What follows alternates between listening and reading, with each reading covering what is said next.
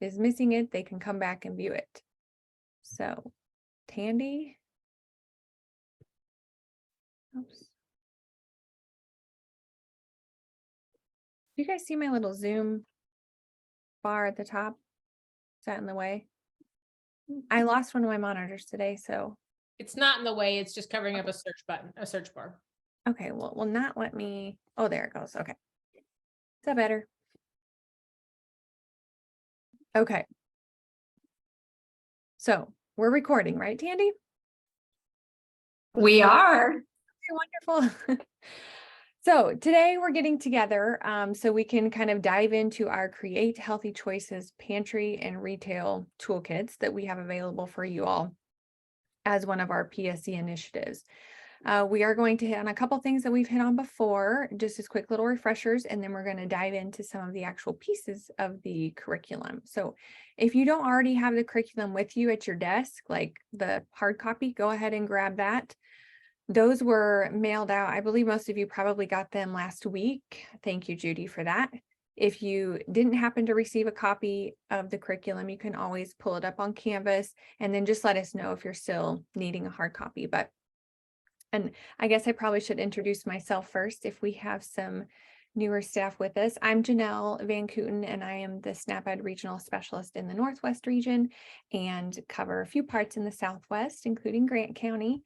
And then, of course, Tandy Rundis, another regional specialist. She'll be jumping in here shortly. Chucky is maybe going to watch the chat a little bit for us. And then we have some wonderful guest speakers today too. So if any of you joined us a little before 10, we were kind of just doing a little bit of a soft start surrounding health equity.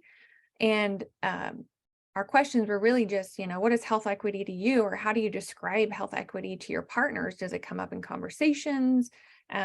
What do these pictures really say to you? And we did that because really this is the foundation for why we pursue PSE initiatives with our partners. And that is essentially to work towards health equity for all Kansans so that, and there are a number of definitions out there, but these are probably the two most commonly quoted definitions, especially in our arena, but those are the ones from the CDC and the Robert Wood Johnson Foundation. Most of us probably even interpret these in different ways based on our lived experiences, and most certainly our partners interpret this differently and probably differently than we do. So I start here because at Update, we talked a little bit about how some of our partners may have some really deep roots in some beliefs or theories or belief systems. Sometimes we call those the mental models of health, and these mental models of health can really shape a person's reaction to us approaching them with a desire for or to address, long-term behavior change around health. So let me move on here. These mental models might be somewhat prominent, and we kind of feel like it can be helpful for us to just go back to the basics, look at the basic definitions of health equity, the basics of what PSE initiatives are really designed to do. Look at these models here too, so that language is kind of fresh in our mind when we're talking to partners, and we're better able to articulate to our partners what we're looking for when it comes to being a SNAP-Ed partner with us. So these mental models of health here that you see on the screen are basically ideas that the individual is the one that really has all of the control or the ability to be healthy or have health or access to health and healthy foods. These models don't take into consideration outside influences, external factors like all of these social determinants of health, for example. So this is one of the reasons why it is super important to have the conversations about PSE work and the goals of SNAP-Ed, and to communicate with our partners what exactly we are asking of them when we're asking to be partners in SNAP-Ed, because we want it to be two-sided, two partners. So what I want to do is give you like a full minute of just quiet time. I'm going to quit talking, let you read through these. Hopefully it sparks some thoughts about PSE. So I want you to think of at least one partner or partnership that you have, and any PSE change that you could see would be beneficial, with or for that partner or for the people that partner serves. So it can be something simple, it can be something complex or multifaceted. It doesn't matter, just any PSE idea. So I'll stop talking, you read through these and think of one PSE idea or possible change and throw it in the chat if you would.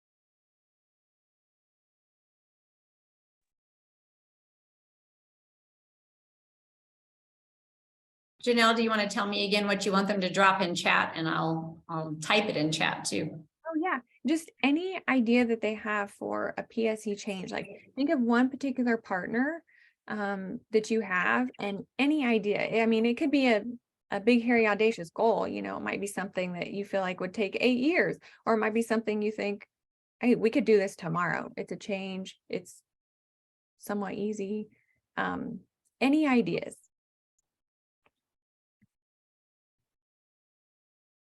We've got the Wamego Faith Market Choice Food Pantry, consistently offering fresh fruits and vegetables. I like it. Is it okay? Do you want me to share them out loud, Janelle, or you want me to just let them roll? If you want, I really want everyone to just flood the chat, get any idea in there. And if you're thinking of a particular partner and nothing's coming to mind, switch to a different partner. Just any PSE idea that you think would be beneficial in your community or one of the communities you serve.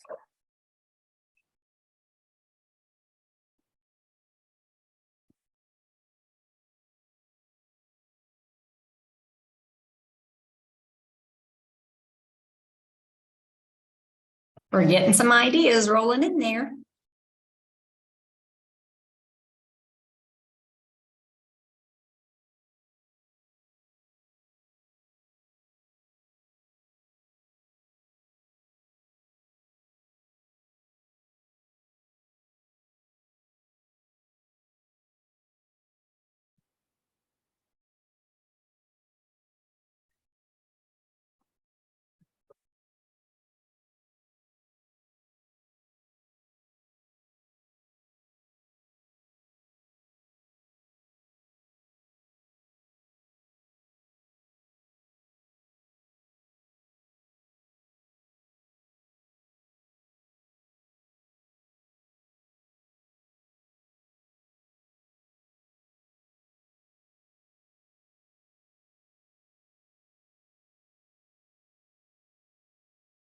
Okay, I'm loving this.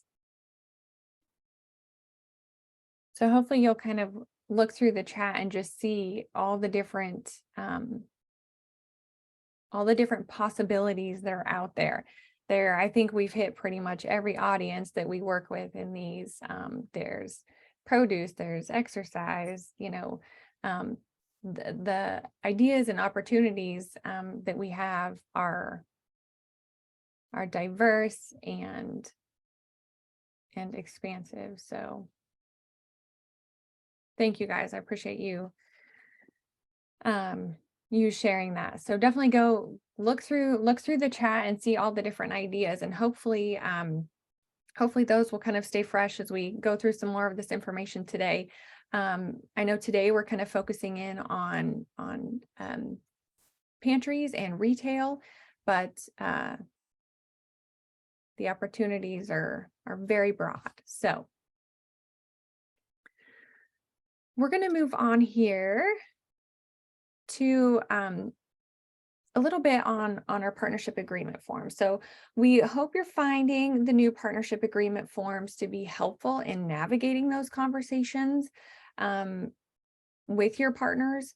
We hope that you are making sure that those conversations are actually taking place as you start kind of planning out this fiscal year with your partners. Are you sharing some of these ideas you have with your partners, or are you giving them an opportunity to share with you some ideas that they might have? That's really what our new partnership form was designed for. I think Chucky must be switching over to her phone there. So really the intention here is that you literally go through this document, the partnership agreement form, with your partners, so that you are giving them the opportunity for the conversation that might result in moving forward with something like create healthy choices for pantries or retailers, or any other PSE initiative like the ones we shared there in the chat. So don't let this opportunity slip by, especially if we're working with partners that have one of those mental models of health that kind of tells them that everything would be fixed if people just kind of knew the right way to eat or cook, or cared more about a particular topic. And this is where we can really say, yes, we do want our participants to have knowledge change, but a lot of us do already know what the healthy choices are, and we want to help address barriers that prevent them from implementing those actual behavior changes. So in summary, we want to be working from the very first possible moment that we can to help with these mind shifts, or just that focus on the idea that everything is tied to the individual's knowledge or how much they care about the topic, and open those doors for conversations that highlight social determinants of health, the importance of PSE work, and then most importantly, that a partnership with SNAP-Ed really does mean that they are agreeing to examine PSE initiatives that we can implement, because after all, FNS mandates us to do so with the use of the SNAP-Ed funds. So that is a nice little segue into this reminder about how exactly do we communicate to FNS, our funder, how well we're doing with what they're asking us to do in that regard. So this is a quick little reminder that every partnership that you enter in pairs is required to have an identified depth. And so we're labeling the depth of that relationship. And our ultimate goal is to see the depth of relationship deepen as we continue working with that particular partner. So we report the percentage of change in depth of partnerships to FNS every year as how impactful we are in that area. That's how we're telling our story. So if you have multiple years of only direct education with a partner, we're essentially not working towards that goal that we have set. So make sure you're giving attention to your depth of organizational relationship in pairs. This is an actual snippet from pairs. So this is what you'll see in pairs. And then especially if you're copying over partnerships from last year to this year, making sure you're giving a little attention, making sure that the depth of relationship is accurate or updated. So this really does help us better tell our story to FNS and our stakeholders how well we truly are doing. So as we dive into the curriculum today, we really hope that you kind of see it as an opportunity and a viable option to increase the depths of some of your current relationships or partnerships you might already have, or that it could help build some new partnerships. So with that, I am going to let Tandy dive into the fun stuff. Perfect. I don't know if it's the fun stuff, but if you haven't pulled that curriculum in front of you, take the time to physically do that now as much as possible. And Janelle, I'll let you keep sharing screen. That's perfectly fine as long as you can. And I'll just tell you when to move it forward. But as you pull that curriculum in front of you, again, it should have been mailed to you hopefully last week. And we want you to realize that honestly, PSE doesn't really always have a curriculum of sorts, but we do now have this opportunity to use this toolkit in Kansas that helps us create healthy choices in pantry and in retail settings. So we really want to try to highlight that today. Pieces of this were highlighted at October update, but we wanted to take this time to walk you through it just a little bit more. So as you grab that in front of you, the first part I want you to pull out is the pantry toolkit part. And Janelle, if you would advance screen, that'd be great. So the pantry toolkit itself has a couple other toolkit pieces that you begin with before you kind of, get too far into the toolkit. And one of the very first pieces, and you have a copy of this as well, so put your hands on that if you can, as much as possible. It looks like this. This is actually the assessment piece for this toolkit. And like we do an assessment of the picture of our work in our counties and our districts before we write our SNAP Ed grants, we want you to use this type of a baseline assessment when you begin doing community-based PSC type of work, because you need a starting point a lot of times. And so this NEFPAT assessment tool, you actually have one in your materials that were mailed. You can always get more of these through Canvas as well. So this whole curriculum is in Canvas now, and it is called Create Healthy Choices, Pantry Retail, and it also says thumbs up. It has a big thumb on it. So the other nice thing about this tool is it has an instruction piece as well. So just know that there's an instruction, and I think you have that hard copy. So, these aren't big, thick tools. I would encourage you to read completely through these as much as possible. That's my day. Before you, kind of take the next steps. This assessment toolkit, or this, pantry assessment, though, with its guide, is really to provide you with benchmark data. Just what is the current picture right now? And it's important to really understand that you're not trying to go in and critique anything when you begin with an assessment. You really are just getting that benchmark set of information, because there's maybe a lot of very positive things that are already being implemented. You just need to know what, it's kind of like when I liken it to when I started in school food service.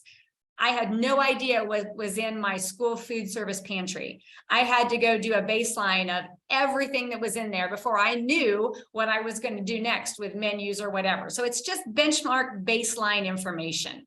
It also is meant to be done with the pantry director or with an oversight committee or coalition that's overseeing the pantry, so that you're not just coming in and doing this with your own knowledge only. And on the assessment tool itself, there's actually some places where there's little asterisks or stars. And that star means you're going to have to ask the pantry director probably that question and kind of get a little more information too.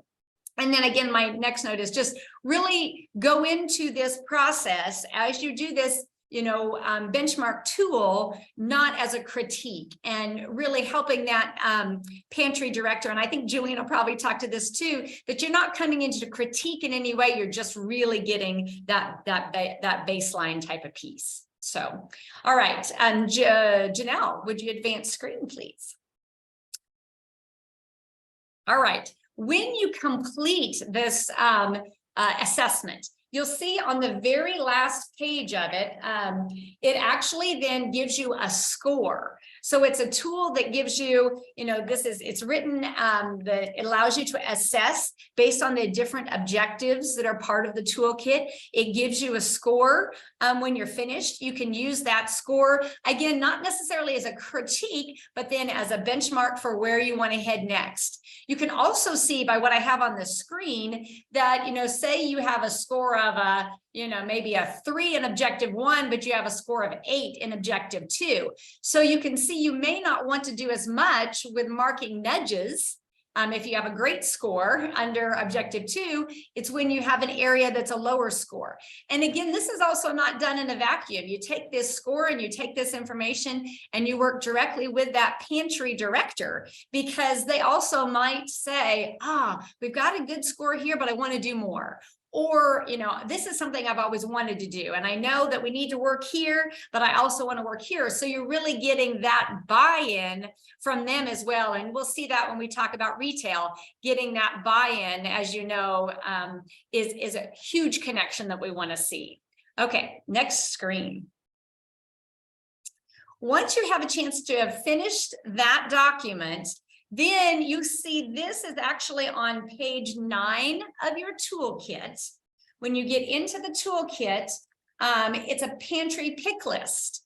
And they've given you within this toolkit several different ideas of things that could be done based on the way they've implemented this curriculum before, to help that objective be moved forward and help implement that suggested change in one of those or more of those areas. So note that pantry pick list is kind of your next step when you get your assessment tool done.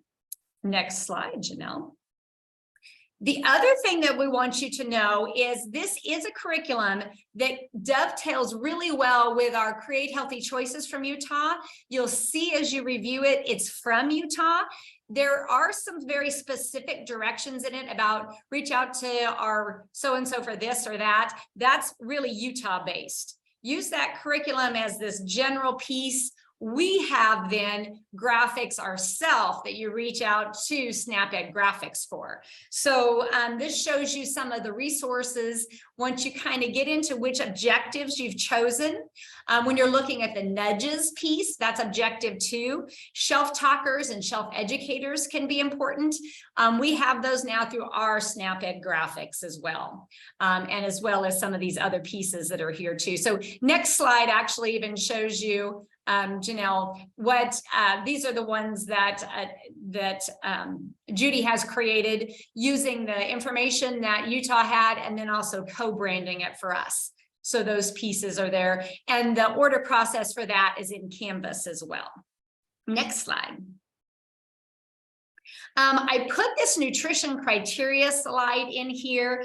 This is actually page 5 in your toolkit itself. And I just wanted to go back and hit it briefly, because should objective 2 be the area that you need to focus on or decide with your pantry director you want to focus on more, you have to figure out where you're going to put these shelf talkers and where you're going to put these nudges on things and these educators. And so they do have actual criteria within this toolkit for how to determine, what's considered a thumbs up or a healthier option. So that's really what this information is in there for. And again, a great resource to you when you use this. If you go to the next slide, Janelle. So there is always at each one of these kits, and this is pages 15 through 18 of the toolkit. There's some other additional ideas for things that can be done within that pantry, additional activities that can be done within that pantry that can support the work that you want to do. So I just highlighted each one of them on the screen here as well. And, the last one on there kind of takes us down to, hey, we're connecting back to our direct ed, and we want to have, direct ed create healthy choice or create better health classes then in conjunction with that pantry. And we've made this connection then at this site with this PSC and the direct ed. The other piece that is really key there, let me go real quick to the chat. Lisa Martin says, I don't find this in Kansas. Have we all been granted access? My understanding was that you were to be granted access. So if you haven't, we will have Judy work on that as well, just to make sure, because everybody is supposed to have it. But what I was going to put in the chat at this point real quick, and I can't right now, but I will before we're done, is when we think about pantries and these wraparound type of services, there is a book out by Katie Martin on reinventing food pantries. And this concept of how we really can better connect our audiences to so many different services and have our pantries almost be a portal for a lot of pieces is a great resource. I know some of you have read it, but we will get it in the chat too, or we're going to do a email afterwards that we can share some of that information as well. So right now, I think I want to see if we have any other questions before we stop share and let Julene kind of talk about, again, you saw this PechaKucha at October update, but she really did the boots on the ground in doing this. So I would really like to have Julene DeRushi. She's our Pottawatomie County nutrition educator.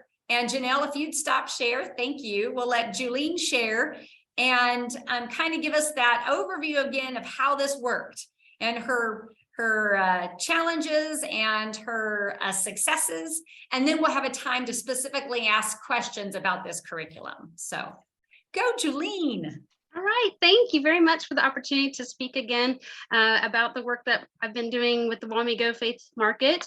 I am repeating the slides that you may have already seen at update, so you will have seen all of these before, but I'll just go through them again, and as you have questions, be sure and put those in the chat, or we can talk through those at the end. So when I began in this position, I started connecting with Wamego Council of Churches Food Pantry is what it was called at that time. They have handed out boxes of food throughout the community for more than 40 years, so very well established in the Wamego community. But then when I was attending a session with the Kansas Nutrition Council on food insecurity, I learned about the concepts of a choice food pantry and the benefits of a choice food pantry, and that became my inspiration. That helped me know the direction that I wanted to approach with the Wamego Council of Churches Food Pantry. And so then Tandy helped put in my hands the Create Healthy Choices Toolkit, and it just kind of went from there. Let's see, trying to advance my slide. Can you go down to the lower left corner? I see it, yeah. You see it?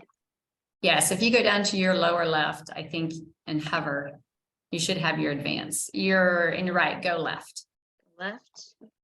Or Okay. if you just push There the you go. space bar. I see it. Thank you very much. Okay. So as we just talked about through the toolkit, I did use that NEFPAT, that Nutrition Environment Food Pantry Assessment Tool. And it was a great avenue for talking with the food pantry director as we walked through the food pantry to look through this assessment. We worked together, and with the Council of Churches, they had me put together a presentation, and the director took it there, and they unanimously approved to transition to a choice food pantry. So this is what the food pantry looked like back in April of 2021. They have a dedicated kitchen manager and a food pantry director at the Methodist Church in Wamego. They would fill standardized boxes and hand them out to guests. So the timing of all of this fell when COVID restrictions were being lifted. And so it was an ideal time for a transformation. So I started with a food pantry volunteer training, and we focused on the benefits of a choice pantry, and we discussed ways to set it up. I shared information from the Institute for Hunger Research and Solutions, and we decided on a supermarket style pantry with shopping list cards as a guide for the guests. So transition to a new name, new space. The pastor of the church suggested this name as a leap of faith because it was a big change. And so this new space was allotted with a private entry, easy parking, a sidewalk for guests to wheel the cart of food out to their cars. And we utilized the Create Healthy Choices and the thumbs up for food pantries signs. So you can get a close-up look here of the signs and the shelf educators that we hung on the signs. I did order those through the SnapEd's graphics lab, and we've used different methods for hanging them. We've used the rings, we've used clear mailing tape. The Faith Market Director and I wrote a grant to harvesters to purchase a clear front refrigerator and a dedicated freezer. And then the Faith Market Director also created some new materials to share with the public about more nutritious, non-perishable donations. So there became an emphasis on, whole grain pasta, low sodium foods, things like that. And here's a little view of when you arrive at the Faith Market. We have posters that I did order through the SnapEd's graphics lab, the Healthy Choice posters, as well as the My Plate poster, because that is actually on the NEFPAT if a My Plate poster is hung in the food pantry. So that was a good clue that that could be something that we could add and change. And of course, the food assistance brochures and SnapEd class information resources are available too. Here's a little view of the Faith Market shopping cards that guests receive when they enter the food pantry. So the shopping cards give them a detailed guide. They're designed to receive a variety of healthy foods, and the different amounts on the cards are based on how many are in the household. And so here you can see we did different ways of getting the word out about the changes. So I sent a news release to the local newspaper about what items people could donate to the Faith Market and what guests could expect when they arrive. And the newspaper has been great to feature the Faith Market hours and the nutrition classes in their calendar of events. And then the church where the pantry is housed also took part in helping promote it. They have a sign out front that they advertised the new hours. They made a special place in their website to talk about what the Faith Market is and the different changes, and just help promote the change of the Faith Market to a choice food pantry. We also knew that it'd be important to get the word out by social media. So we launched Facebook pages. The Faith Market launched a Facebook page. I started a SnapEd page and a hashtag, Wamego Faith Market, so that we could promote the direct education classes that I am teaching at the Faith Market. So that leads me to the Create Better Health curriculum, which Tandy mentioned too. It's a perfect tie-in with this toolkit to use the Create Better Health nutrition curriculum. And so I've created different materials to help promote the classes. I hang flyers at a variety of places: the thrift shop, the library, community care ministries, the laundromat, the post office, gas station, grocery store, senior centers. Here's a picture of the nutrition class in action. So I love to invite participants up to help me with the food demo part. I regularly visit with the Faith Market about foods that they have an abundance of, and so I try and utilize those foods for the recipe demonstration. We start with the lesson materials, have a few minutes of physical activity, and end with cooking demo and tasting. This summer, we did invite, through the summer lunch program, the children fit into these guidelines, and so we did invite them to participate in the class as long as they came with an adult or caregiver, and we had 10 children attend during our summer sessions. So one of the really neat things about the partnership with the Faith Market is that they offer a grocery bag giveaway, and so it's kind of like a door prize. They have about 4 of them we give away. People sign in, of course, at the door for the class, and they drop their name in the basket, and at the end of class we draw out names, and they get to take home the recipe that we just featured in the demo and the ingredients to go home and make it. And I'm sure you're all aware of the incentive program with Create Better Health that's was sponsored with United Healthcare. And so if they attended at least 6 of the classes, then they were eligible for the $25 kitchenware incentive item. This was the first lady that received that item. And I actually had 6 participants that completed to receive the incentive item. So fast forward, it's been a little over a year now. We did a reassessment using the NEFPAT again, and the score increased by 16 points. And so that puts the Faith Market into that gold category. And so lots of great successes. One success story I know I've shared, you can see on the top shelf there, on the top shelf, kind of out of the way, people are no longer really taking these prepackaged meal pouches. They're high in sodium and they're just not real appealing compared to having the signs, I think, available there that kind of nudge towards the healthier food items. And so I think that is a success. And then I do want to mention the importance of building a relationship with the volunteers and the staff. They're really the frontline workers that see the guests and interact with them on a very regular basis, and they'll continue this program. So it's been very important to develop a good relationship with them. Okay, well, that really kind of, I've sped through there in those 20-second time slots. But if you have any questions, I know I raced through, would love to try and answer those if you have them. Thank you, Julene. And I know that that was the challenge of a PechaKucha, but it really does allow them to share so much so that you really get that bigger picture of all the pieces that have gone into this. But yeah, now we're going to kind of slow it back down again. And you've kind of had a chance to hear Janelle and this bigger picture of PSE and partnership. We started with just showing you this hands-on, this curriculum that's here that can be a resource to you, and then how Julene began implementing that. So what questions did you have either after her PechaKucha in October or now as you've seen this a little bit further and put your hands on it, everyone? We've got plenty of time here for questions. We want to take at least 5 or 10 minutes here to do that. So talk to us. What are your concerns or your barriers about implementing, or things that you need clarified?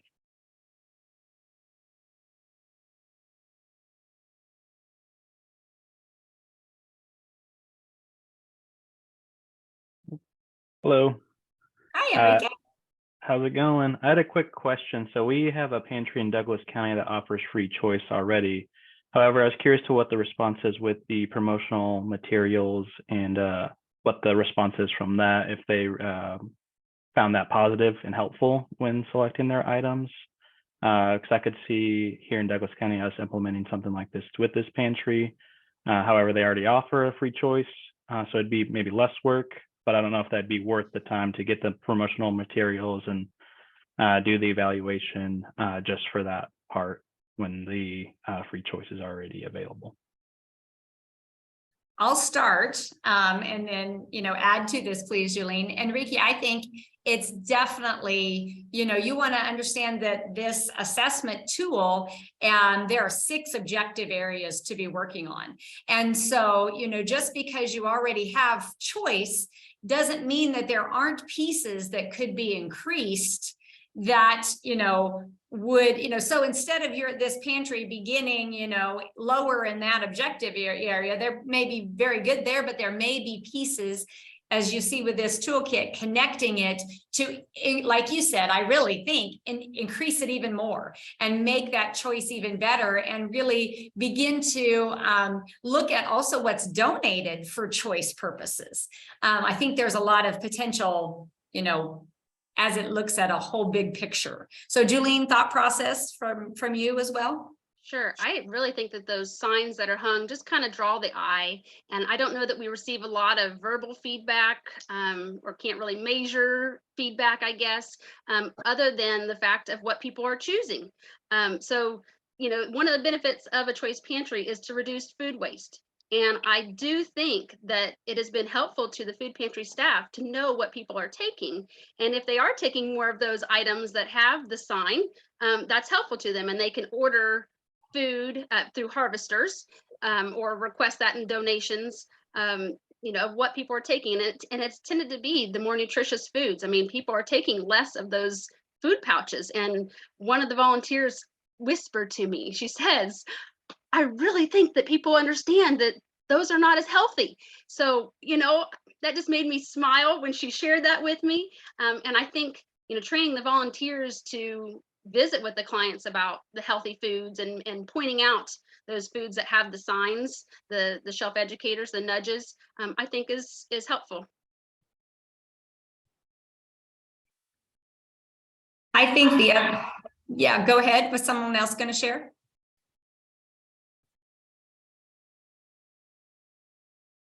Okay, I think the other thing that I was going to share is that something Julene's kind of alluding to as well is that we are hearing in some communities, and I think Enrique Douglas is experiencing this in some places too, that there's not maybe, there's some places where pantry donations are down. And that's simply because food costs are high for the general public. And so we're focusing on feeding our own families and not also continuing to support feeding others. And so that if, you can really, you're going to have the data, the information that says, hey, this is what people are taking, and this is what we can use in our pantries. You can get some maybe more targeted donation things happening as well, so that, it just really may help with that bigger picture of, you know, we know people are going to use it because we already know this is what they're mostly taking, you know, so it reduces waste. It makes things a lot more effective in supporting clients.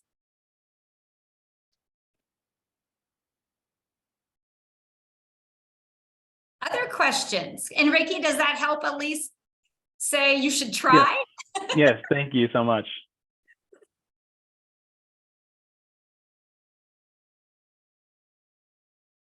Other implementation questions?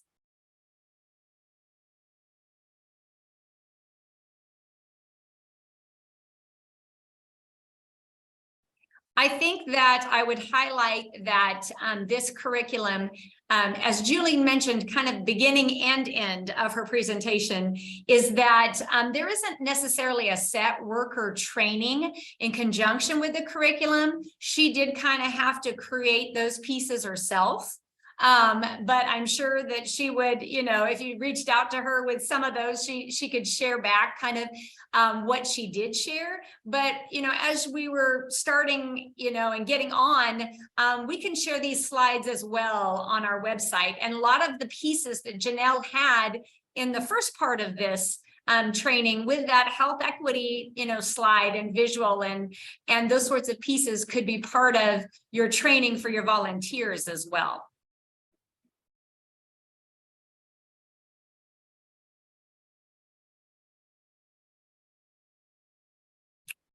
One more question? Any other thing? I don't see anything else in the chat. Anybody else have another question?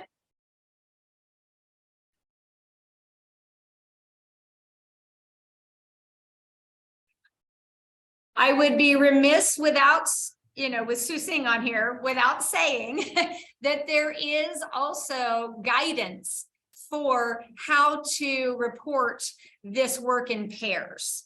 And so Sue Singh does have a tool for that as well. So as you know, get into this work, you know that it also has lots of ways that we can put it into pairs. And as Janelle was sharing too, how we, you know, think about these partners and we're moving them in through the different levels of connection with them, from networking to cooperating to, you know, hopefully collaborating at the very ultimate. So know that there's lots of pieces to support reporting in pairs as well.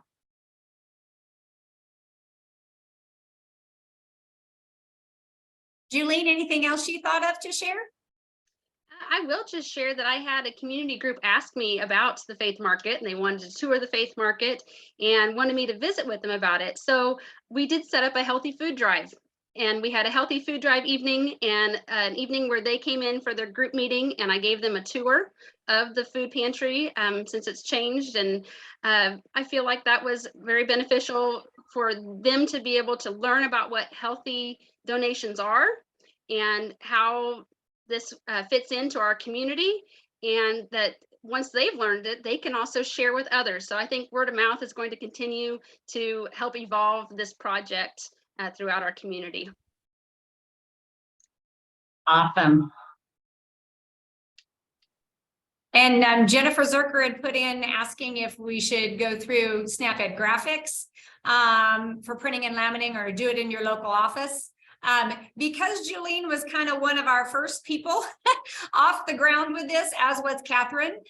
There's things that we've learned along the way. You could see that, you know, now we're branded on the Shelf Talkers, and, you know, they come laminated, things like that. So, you know, she had to use some clear tape. You know, there were some ups and downs and challenges. I would recommend you go through graphics. They kind of have that piece ready to go.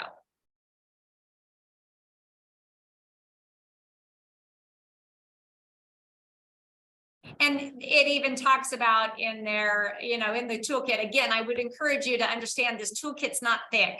You know, read it front to back, take some time and really delve into it, because it's got some great pieces and stuff there that, you know, you can really use. So. Janelle, anything else to add right now? I don't think so. Awesome. Okay, what we want to do, if you would, you know, humor us for a little bit, we're going to take 5 minutes right now. So get up, stretch, do your, bio break if you need to, and come back to us in 5 minutes. We're at 10:49 right now. I'm going to pause our recording. We're going to come back at 10:55, so you almost get 6 minutes. And then we're going to jump into the retail portion of this. So take your time to go hit record again. Okay, 10:55. We come back from break.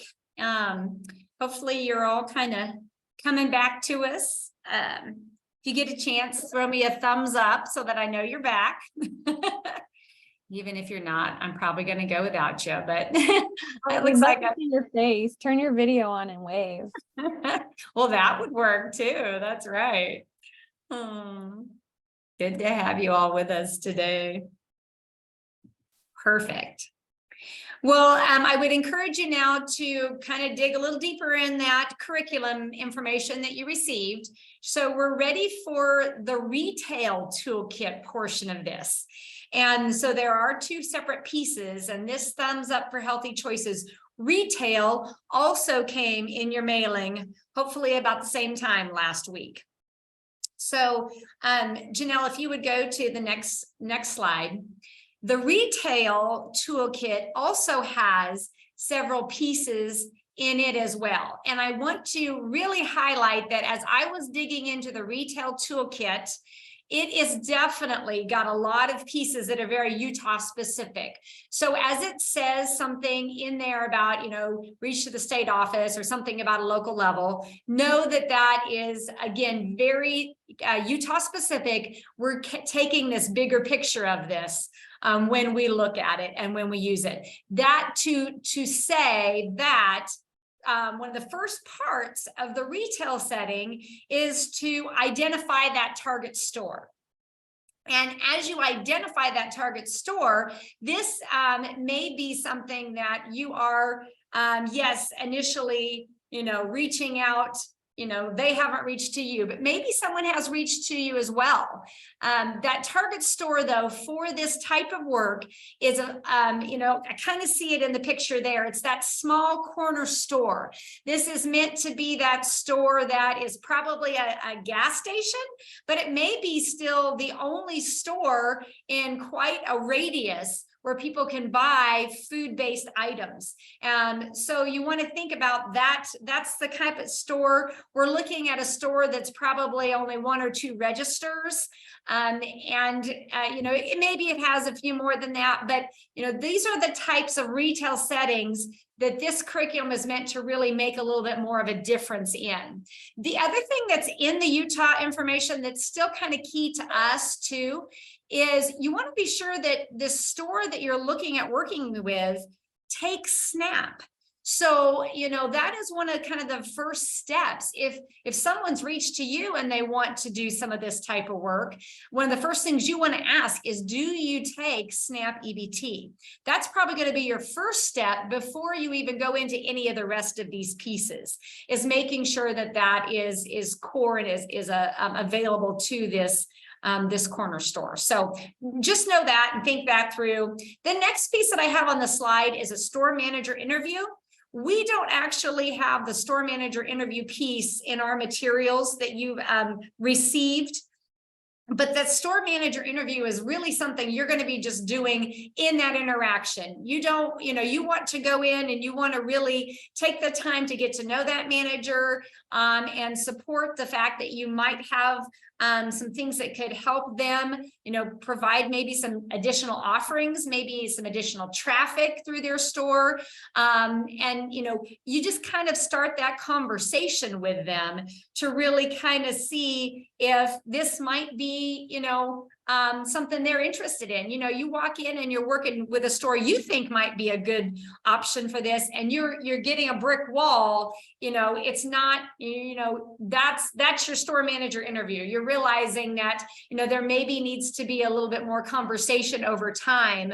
And this is not the right fit now. Okay. Once you kind of, though, feel like you have some connection with that store manager, some interest from them, then there's this store observation tool. And again, it's just like the assessment, the NEFPAT that's done in a pantry. It's meant to give a benchmark, and it's not meant to critique. So, there's a lot of positive things already happening a lot of times. But what could we do to increase offerings and provide more in a store? So that store observation tool, you do actually have a hard copy. I don't know if I put that on the next slide. I did not yet. So you can go back, but the next piece is the store observation tool. So you can see you do have that though in your packet. And it is giving you, it even tells you, baseline, you're looking at in these situations, not only about their offerings, but their advertising and a lot of those visual pieces that are happening in that store. And this has a front and back, a lot of yes, no pieces. And then the scoring is actually on the back of the tool itself. So when you kind of get that score for your store, then you go to the next step, which Janelle, if you go to the next screen, the next step is really this. There is almost like there was a pantry pick list. There's a retail healthy choices pick list. And when we talk retail, we talk, kind of a marketing type of perspective. So you'll see in a lot of this retail kit, the 4 Ps of product, placement, promotion, and then not so much price, but there are some ideas and suggestions eventually for price. But you're really thinking those 4 Ps. And so there's a pick list here with some different suggestions. As you looked at that observation tool, what were some of the areas that were a little lower? And so as you look at that in conjunction with that retail store owner and hearing what they want to work a little bit more on, then this retail healthy choices pick list gives you some ideas that you can share with them and say, okay, we could do any of these 2 or 3. What do you want to tackle first? And maybe again, as you work through that, think about, what's the low-hanging fruit? Can you do 1 or 2, those low-hanging pieces right off? And then there's another one you want to work for that's going to take a little more time type of thing too, especially in a retail type setting. Janelle, if you go to the next screen. All right, so as with the pantry toolkit, the retail toolkit also has resources from graphics. So when it talks about some of the pieces, I think in your toolkit itself, it's pages, I wrote down that it's pages 8 and 9. They have some of those pieces there about the shelf talkers and the posters and the educators. Those are also available through our SnapEd graphics now and our co-branded. So those pieces are there. And then the excitement that we really have, which, is why Catherine was one of those forge ahead for us, is we were able to get approval from FNS through Stacy to do a window cling and really look at changing that advertising in this sample store. And then there's also some recipe card pieces that are available as well from graphics. So Janelle, if you go to the next slide, I think this is in Catherine's presentation, but Judy shared this with me too, is really, look at how this changed that advertising in that store with that window cling. We had that high sugar pop. Quite often this advertising might be beer or it might be cigarettes. And look at this wonderful graphic window cling that was, an opportunity to be able to be provided there.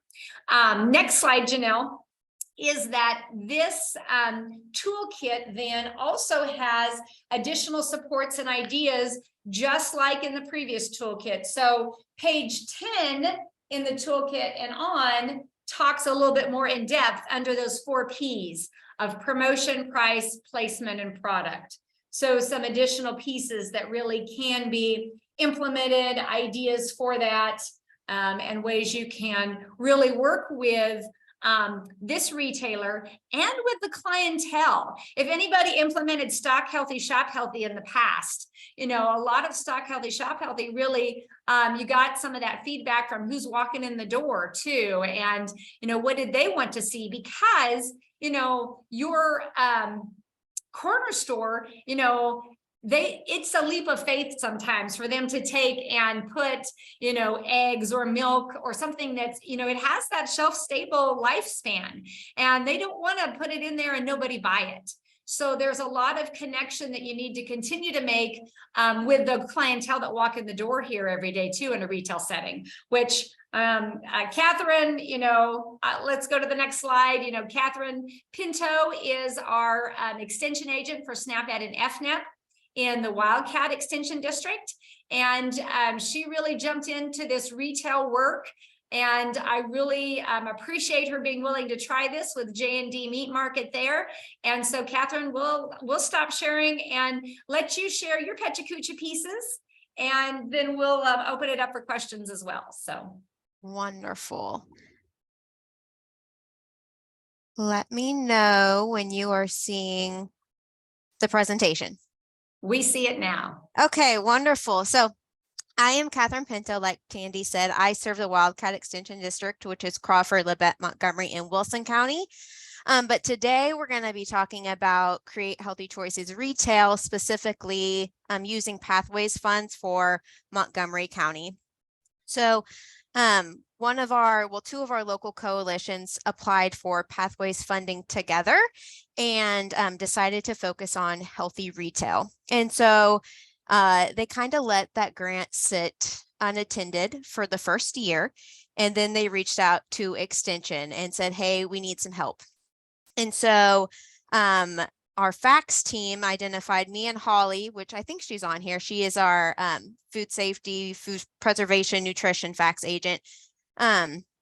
Started to figure out what the retail sectors were for Labette and Montgomery County and where would be a good place to start. So the first thing we'll talk about is how I identified which store we were going to do this project in. So we landed in Coffeyville, which is in Montgomery County, and the Pathways coordinators had said, this is a very high need area, and they had identified that, they have about 244 businesses in the area, and 2 of those are Hispanic markets, and that was a very high need of interest.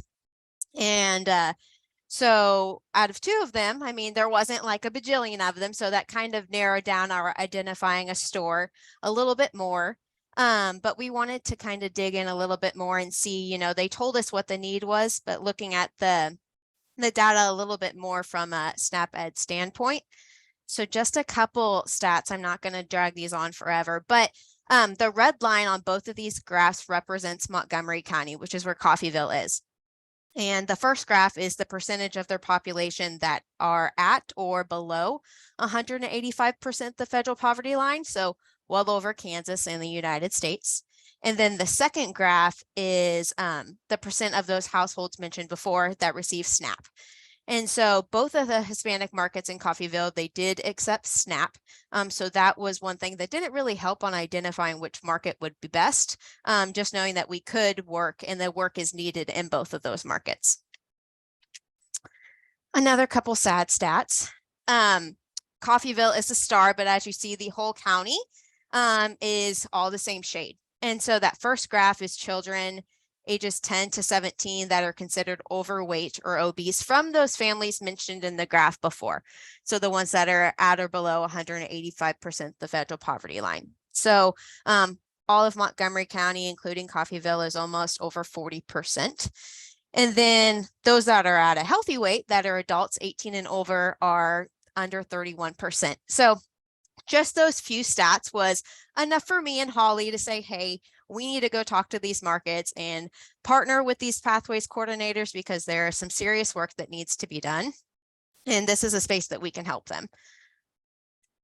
And so I tried to reach out to both markets. One that was more centrally located in town, their location was ideal. It was on the county square. And they hung up on me when I was on the phone with them. And so I called J&D's Meat Market and I said, I'd love to come by and see what your store is like. I've heard it's great from the community. And so Holly and I popped by there. Actually, our 1-year anniversary for visiting the market is November. And so J&D's Meat Market is fully family ran. They've been open just over 2 years. They're open 7 days a week. So their family is on this slide for you all today. And so we started building our relationship there and identified them as our market for this project. And so a big thing was building that trust with the market, especially since this market was recommended, and either of the two Hispanic markets was recommended that we would try and reach out with this project. And so I wanted to make sure they knew we were genuine and we wanted to actually help them in their business and their market succeed and not just check our own feel-good box. So we first visited the store in November and started building that relationship. And we didn't actually start doing our assessments until February. And then after that, we got busy doing all the things that we will talk about. So after you identify a store, it is time for you to do your assessment. And Tandy kind of talked a little bit on these, so I won't talk a lot on them. But there are two forms. And you have the store observation form, which is basically your walkthrough, giving you that baseline data, seeing what they currently have in place. Again, making it very clear you're not there to judge them or anything like that. You're just getting a good baseline so you can measure change that you work on together. And then they will get a score at the end of that. And the goal is for that number to increase over your time working together. And then you have the store owner interview form. And they don't get a score for this. It's basically meeting with that store owner or that store manager and just seeing what they currently are doing in their store and what their goals are for their store or what they're willing to change or what they want to change or just try out. And so this store's initial score was a 46. And then we had to do an inventory. So in the toolkit, it was on this training a little bit ago, but you are given guidelines on what makes a food a healthy choice or what gives it a thumbs up. What the toolkit doesn't give you is a process to take an inventory to know how to, like, what foods you're going to deem a healthy choice. And the only way that you can really do that is if you go through all the things and see if they meet the criteria. So this, I'd say, was one of the most time-consuming processes out of the whole thing, because as you can imagine, if you've been in any type of small market, they are utilizing every corner of that store, and there's a lot of stuff packed in there. But you have to take an inventory to know what items you can promote and put the education cards and little logos to know what the healthy choice is. After your assessment and your inventory, it is time to do all the fun things or start implementing those items that on their pick list they said they wanted to work on. And so you saw this earlier, but we replaced their Pepsi window clean with one that showcased fruits and vegetables.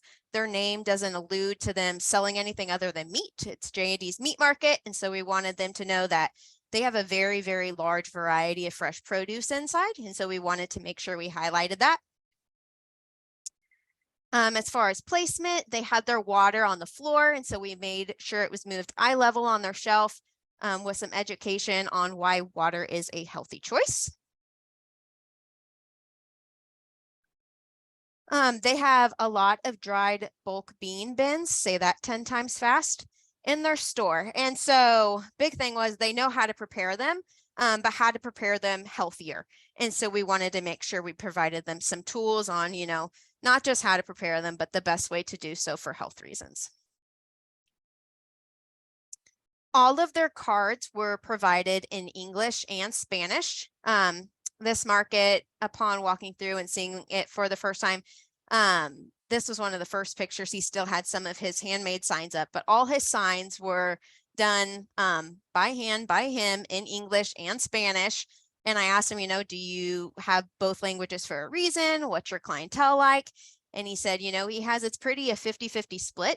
Some people come in there that speak no Spanish. Some people come in there that speak no English. And there is like more that are in between than, or less that are in between than at either end of the spectrum. So all his cards were in English and Spanish. And this is his old produce cooler because he's getting a new one, but we'll talk about that later. And then we have a couple beverages on this slide that show just using the logo itself instead of using an education card. And we use those little logos a lot throughout the aisles in the store because, like I said, everything is jammed so packed in there that a whole education card wouldn't fit. And so I asked Judy, this card is actually from the pantry toolkit, but I wanted to see if we can make it into a banner that was English and Spanish. So those that, if they saw just the logo, they would know that that choice means it's high in fiber, high in vitamins and minerals, and low in sodium, sugar, saturated fat. And so she said, yes, we could do that. And so we had it actually put on a banner and it hangs in the store so people can identify what that logo means. And so at the end of all of that fun stuff, we redid their assessment and their score increased to a 53. And they were able to work. We were able to work with them in Pathways to secure $10,000 for them to custom make their own produce cooler that fits the needs for their store. And so he got to work with somebody and design that. And it's not in yet, the person making it, it's coming from Mexico, but it will be, and I just talked to him yesterday, it should be in March. And so then he'll get to put that into his store. So that is another awesome thing. So it's not all sunshine and rainbows. There have been challenges that we faced. One of the biggest ones, and we got quite hung up on this in the beginning, is his inventory is very limited due to him being a small store. And unlike the other Hispanic market that's located very centrally in town, he is right off the highway. And so people can jump on the highway, get to Tulsa in 60 miles and have bigger markets with more selection. Because he is so small, he cannot get bigger vendors to increase his selection. So that is a challenge that he ran into that when we're trying to change things like on his pick list. He wanted to be able to offer low sodium, low sugar cans, but with his vendor, he didn't have an option for that. And so that was one of the big challenges we faced. Another thing is that Spanish is not my first or second, third language.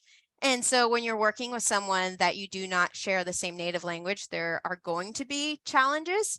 Especially I made it a very conscious effort to try and communicate with him in Spanish because I do know some Spanish. And so emails, text, I would put a note at the bottom. Hey, I use Google Translate. If it's wrong, don't blame me. But also my husband speaks Spanish, so he has gone to the market with me several times. He's also the one that installed the window cling for us. And so he's been able to help with that language barrier. So overall, this has been a great experience for myself, my coworkers, the Pathways coordinators, the market, and the community has very much well received it. After they started implementation, they were the Business Spotlight Member of the Month for their chamber. And then the quote I put on this screen was from a local community member on their Facebook post. It says, "It's nice to see a local business care about the health of the community." And so we're still working with them on a handful of things right now. And actually, he just texted me yesterday and said they were nominated for the Rising Business of the Year from their local chamber. So that is all I'm going to share. And if anybody has any questions, I'll stop sharing my screen. Thanks, Catherine. Oh my goodness. As you can see, retail has a whole nother set of, challenges and pieces that come into it that are a little different than pantry work too. What you'll see, there was a question in the chat, and I'll let Catherine, you kind of allude to this too. The question is there an inventory worksheet, or did Catherine do that on her own?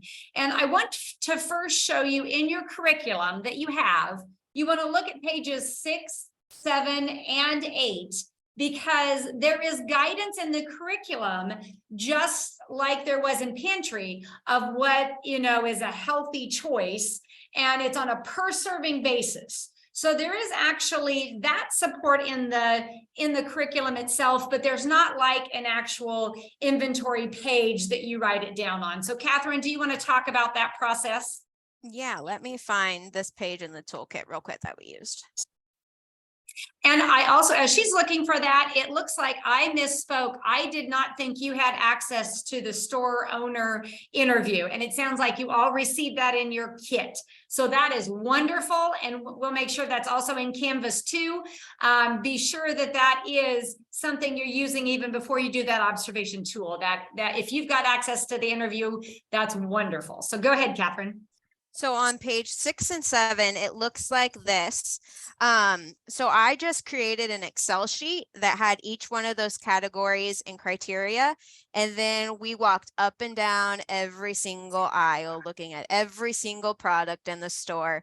And there were like, imagine we do this a lot in certain pantry work, but if there's like random donations that there's not bulk or several copies or several things of it, it's just something they got to try. That was something like we put over in the miscellaneous category because it wasn't something that was always going to be offered there. And so we tried to keep like, what is always in his inventory. That is what we took inventory on. And Catherine, if you're interested in sharing your Excel sheet with us, yeah, I think we would totally, we'll see if we can't get that as a, option for you in Canvas to download or attach it. Like I said, we're going to do an email after this as a follow-up to this recording too, with that information. So we'll have it in a couple places as well. So great question, Karen. And yes, thanks, Catherine, for taking one for the team on that one. Because I remember when you were in the process of that you're like, this is, you're making a commitment to really help, and it can take some time. And I see when it says we, who all does that entail? So I'll talk about a little bit of who all worked on this with me. So we meaning I worked with Pathways coordinators, and then to identify the store, I worked with our other fax agent, Holly, and then going through the inventory process, it was me and a couple of my staff. And the installation of the window clings, it was me and my husband. And so, I mean, it's been a mosh podge of a whole bunch of different people. Perfect. Another question about how much money did you use from outside funds? So $10,000 from Pathways, and then the rest of like all the other stuff we did was SnapEd Graphics. And so they did that in-house. And then outside of that, like they have a bowl up at the counter. So they have a lot of fresh produce. And so his waste has gone down, but now I purchased him a bowl. He has it up at the front counter and he discounts his produce. So he has that up at the register. That was the only thing outside that we used from our own like PSE funds. Perfect. Okay. I'm going to jump in question? here, Tandy, and just speak to this a little bit. Catherine Sure. did a great job. And every time we went to the store, Catherine bought something. I didn't purchase something every time. I purchased something several times, but just doing that connection with the owner and letting them know that we value what they're doing. And Catherine did a great job of always purchasing something. And he feeds me. So, I mean, that's a great incentive too. But yeah, I focused a lot on just the relationship building because I think like they can easily get skeptical that you're only there for your own intention. And so focusing on, making sure listening to them and seeing what would really benefit them. And then also letting them know like where your grounds are and what your services that you can provide and make sure that they mesh.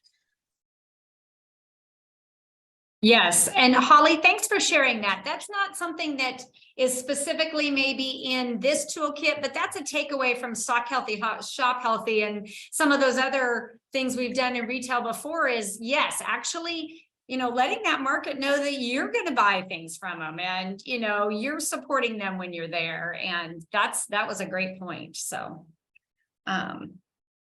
yeah, Holly notes in the chat too, the great willing partner, very engaged. So thank you too for connecting. Sandy, yes, Chucky. can you hear me?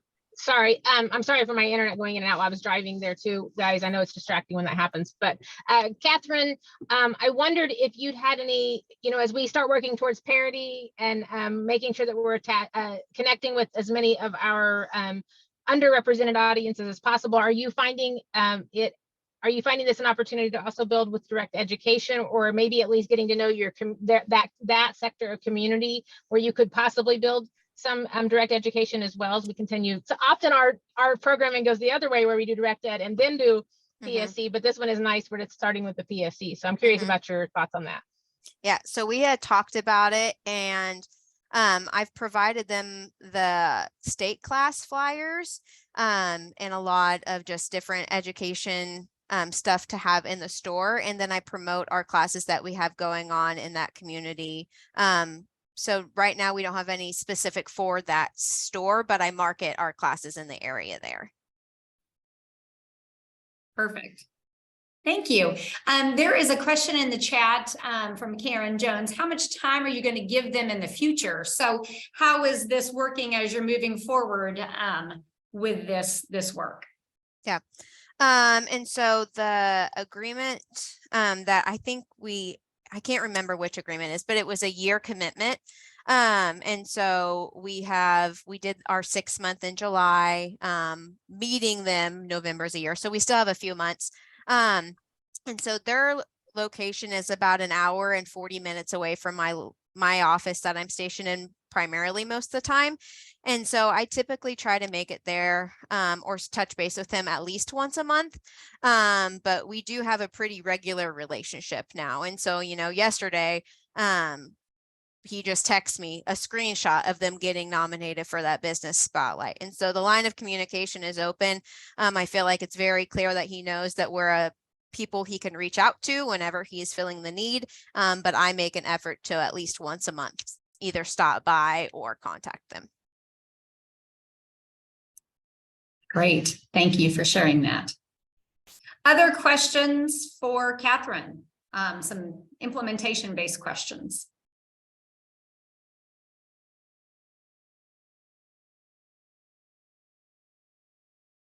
You won't know till you actually do it sometimes, right? Because that retail supplier piece is going to be different depending on where you are in the state too. So yeah, Karen Jones says, is there a contract? Was that a Pathways piece when you talk about contract? Yeah, it was more related to our Pathways grant. So we don't necessarily have a contract in the toolkit that you work with them.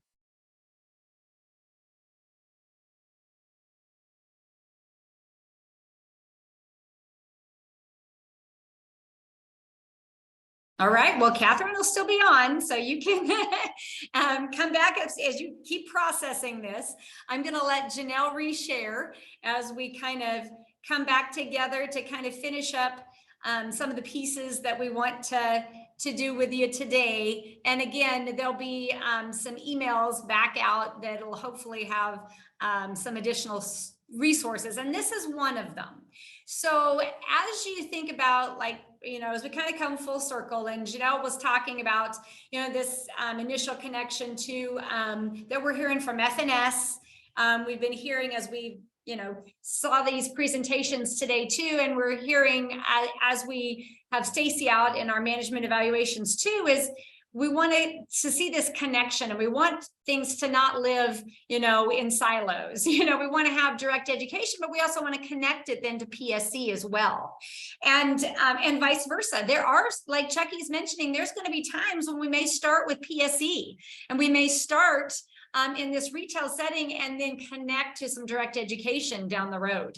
But we have this document that we shared with you, I believe the first time was in 2020, when one of our first virtual October updates. And so you may or may not remember, and we've been trying to update this kind of as we go along. But this is to help you see that there's a lot, these are just two ways. This toolkit are of Pantry, Create Healthy Choices Pantry and Create Healthy Choices Retail. These are just two potential options for connection. There's many different ways we might be connecting these dots for our partners and for ourselves together. So we'll email this out later. It'll probably also be available on our website, but this is just for those that are visual persons. How do you, work in, these different intervention areas, whether it be the emergency food assistance food pantry, what can be some PSE project activities, what are some of the tools and supports that can help you there, and then what direct ed curriculum obviously can make this, instead of maybe a straight line, make it a circle eventually as well. So we've added on this tools and supports lines. Enrique, your question had been, how do you get SNAP to in one of these retailers? Another question is often, how do you get it in farmers markets? So you'll see under tools and supports in this slide, the SNAP retailer homepage. There's the link. It pops you straight into how you begin working with a retailer to get SNAP in a location. In your packet, you also received information about MarketLink. And we have a lot of resources now when we talk farmers market work with the MarketLink and the Double Up Food Bucks program. Erin Bishop is working a lot with that now. So you can see some of that as pieces in here as well. Janelle, if you go to the next slide, this continuum has several different pieces. So we looked at adult and seniors work. But then we also looked at, as you get into schools and with youth, some of that connection with, there's some resources out there now in extension. You're not the gardener necessarily, you're the nutrition education piece, but quite often your schools, if they want to start a school garden, how do they go about that? We have an extension horticulture agent in Sedgwick County, Rebecca McMahon, who's created some very hands-on tools for schools to be able to start a school-based garden. So you can share that resource to help the school get the garden going, and then you work to do the direct education of what's growing in that garden. Hey, let's have that a snack in class today, or maybe it's connected into the school lunch program in some way. There's also resource links here for summer food service connection, the wellness policy builders, because your schools do have wellness policies and committees. Some are more active than others, but that resource is there for you as well. And then in some cases, we've connected just the SNAP Ed toolkit, because as you heard from Catherine at October update, the retail side of this toolkit, we didn't actually have on our radar. And she saw it on the toolkit, reached out to us at the state office, and we're like, oh, I bet we can try to work with this. Maybe we can see if this could be a fit for us. And so she piloted that. So realizing that that might be a resource to you as well as you begin looking for some of these toolkit or PSE types of connections. Jennifer, you have in the chat, can we share the slides? Yes. What we'll have is after this session here, we're recording it. We'll do it a lot like we've done October update. This will be a YouTube link. We'll make sure that the recording is on our website as well as the slides, so that those pieces are there for you to access afterward. I think there's one more slide on Continuum, Janelle. Is there 3 slides total, or have we gone through them all? Okay, we're ready for our final slide then, I think, on the systems approaches. Yeah, so really just to kind of close this up and wrap it all up and see how this kind of goes full circle, our next step in really enhancing our kind of Kansas's SNAP Ed toolbox for moving along the PSE continuum and deepening our relationships with all of our partners is this course through the University of Minnesota Extension, and it is Systems Approaches for Healthy Communities. And I think at October update, we shared with you that it is part of our plan for fiscal year 23. And so our hope is that you will all have the opportunity to go through this starting early spring-ish, right? Yeah. So this is a really good tool that helps kind of, like I said, just bring everything full circle, help see the bigger picture and how all of the things are connected So, Tandy, what can you add on that? Anything? No, I think you did a great job. Thank you. Yeah. Okay, and Chucky even put in the chat, she said January 9th, she believes. Basically, we are going to be sharing a little more information, so don't feel stressed that you don't have exact dates and details, because I think we're still working through how that's going to develop, but it'll be a process we're working through together in teams with us as regional specialists.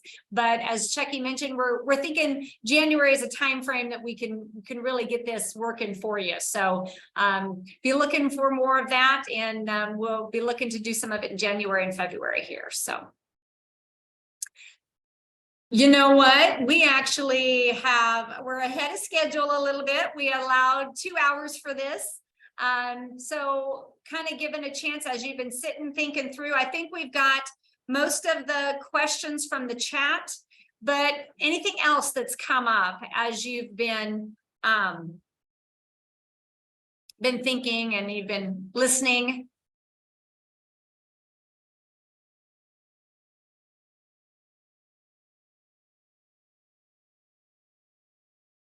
Chucky says she's inspired. I am too. I know. I'm excited for everything that, all these that have been done. JB, your note about will we be able to share Julian and Catherine's slides? They are already shared and they're on our website. So on our website under staff only, we have our October update, and it's under professional development. So if y'all want to go there, under professional development, and then our October update from 2021 information is there, and all the 2022 recordings and slides are there as well. But thanks for asking. Other questions?